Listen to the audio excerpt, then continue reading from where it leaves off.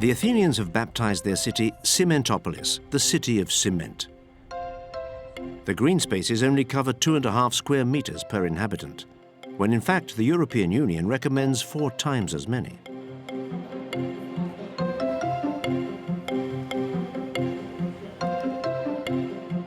In the pedestrian streets, the Greeks mix and meet each other. The exchange of ideas and opinions gave birth to democracy here. A few green spaces bring some fresh air to the city, but you can count the real havens of peace on the fingers of one hand in this city that's been sacrificed to the motor car.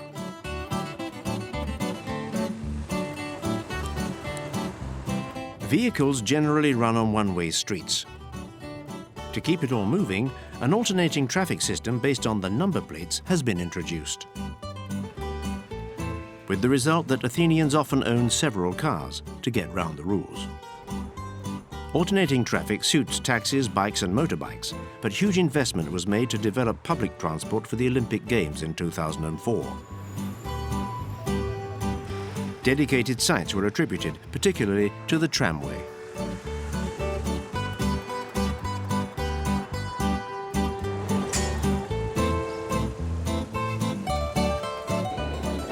For years, the Athens metro was just one line.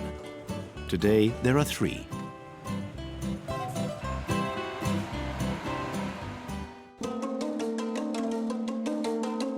The sound of the tympanon, a traditional Greek instrument, can still be heard in some quarters.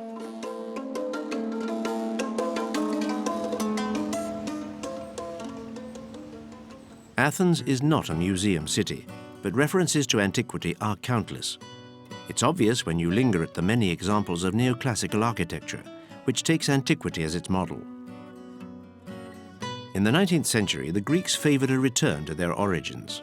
They wanted to erase the memory of 400 years spent under Ottoman occupation.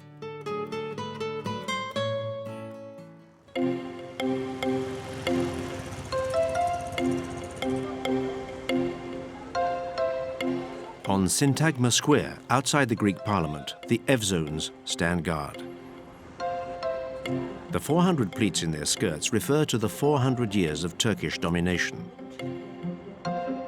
With their startling costume, they are national monuments.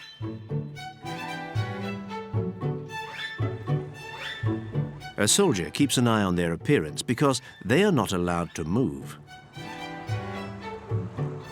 except when it's time to change the guard.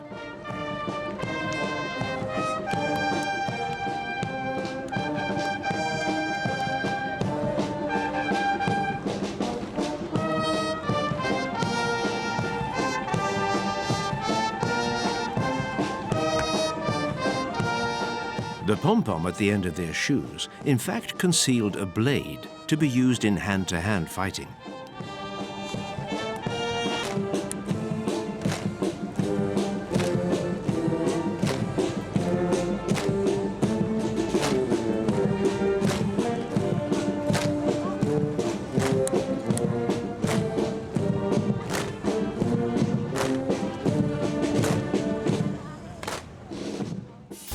Athens moves seamlessly from era to era. As a direct descendant from antiquity, the Panathenaic Stadium is entirely clad in marble. It's a reminder that the Greeks invented the Olympic Games. A new stadium was built. It was renovated and covered over with a roof designed by the Spanish architect Calatrava for the 2004 Games.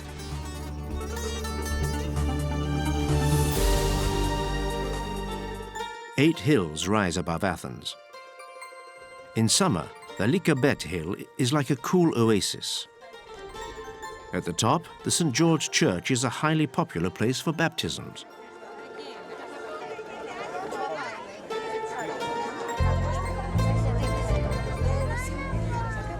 On another hill stands the nerve center of the ancient city, the Acropolis. Emanuela Papalenou. Behind me, we have the propylaea, which is the monumental entrance to the sanctuary, to the real sacred area of the Acropolis. For decades, they've been restoring buildings damaged by the centuries, earthquakes, pollution, careless repairs and pillaging.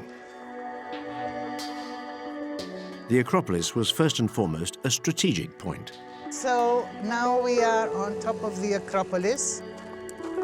Acropolis in Greek means the highest point of a city. Throughout history, the buildings have been put to various uses. This, of course, has not helped to keep them in good condition. After the Greeks converted into Christians, Parthenon became a Christian church. It was converted into a mosque by the Turks. And then, finally, when we got our independence, we decided that it was better to leave it as it is and restore it. Various innovations were incorporated into the designing of the Parthenon.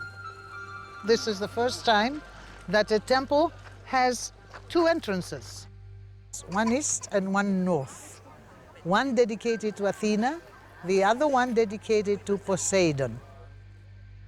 Most of the colonnades and the capitals have been restored, but radical measures have had to be used for certain pieces like the Caryatids, the famous columns in the form of female figures. The Caryatids that you see here are replicas. The originals are in the museum. You can see the museum from here. And when you are in the museum, you see all the sculpture that belongs to Parthenon. The new Acropolis Museum is built on piles to respect the ancient remains uncovered at the site. The building is 10 times as spacious as the old museum. It uses natural light to show to better advantage the 1,000 or more items retrieved from the Acropolis. The original Caryatids are here. Some of them are still in need of intensive care. The sculptures from the Parthenon are the ones that have survived, because the majority were taken away and are now a very long way from the Acropolis. At the bottom of the hill in the lower town lies the Agora, a vast area occupied by various buildings. The assembly of Athenian citizens used to meet on the Agora. It is the very basis of Greek democracy, which was not such a popular democracy in actual fact, since only a small number of the people of Athens were allowed to vote.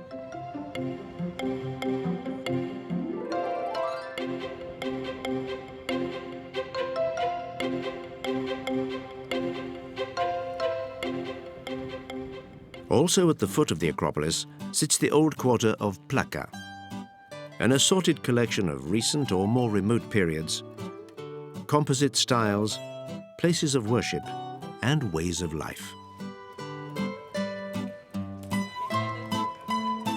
The city of Athens has developed without any homogeneity. The Monastiraki district butts onto the others, and one is barely able to see where it starts and finishes.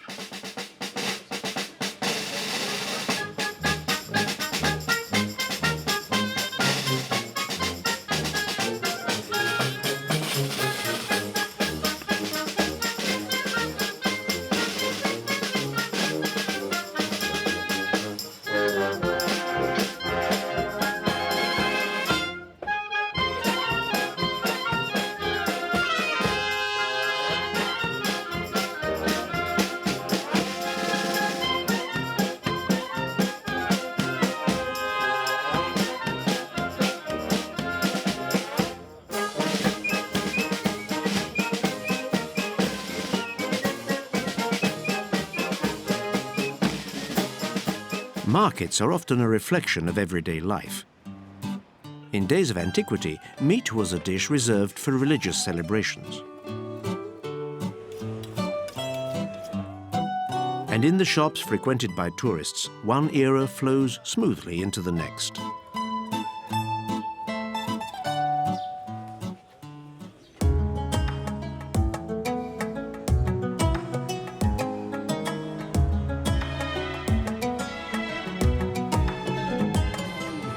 When night falls, the excitement moves towards Plaka, where there is music and fun.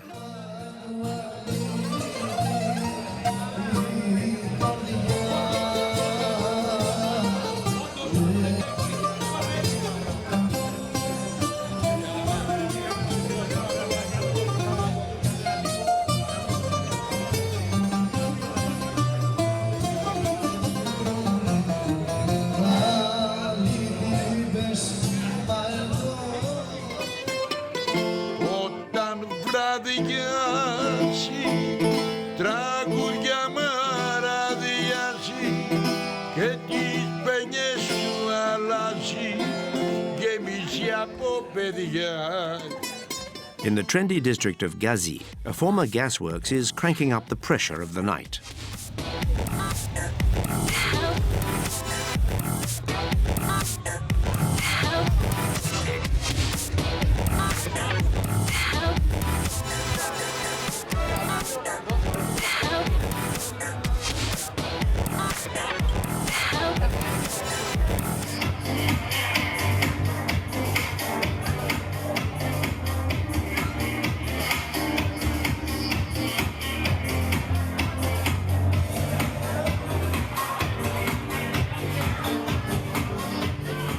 Later in the night, traditional music takes over in the bouzoukias, those restaurant nightclubs where you dance till dawn.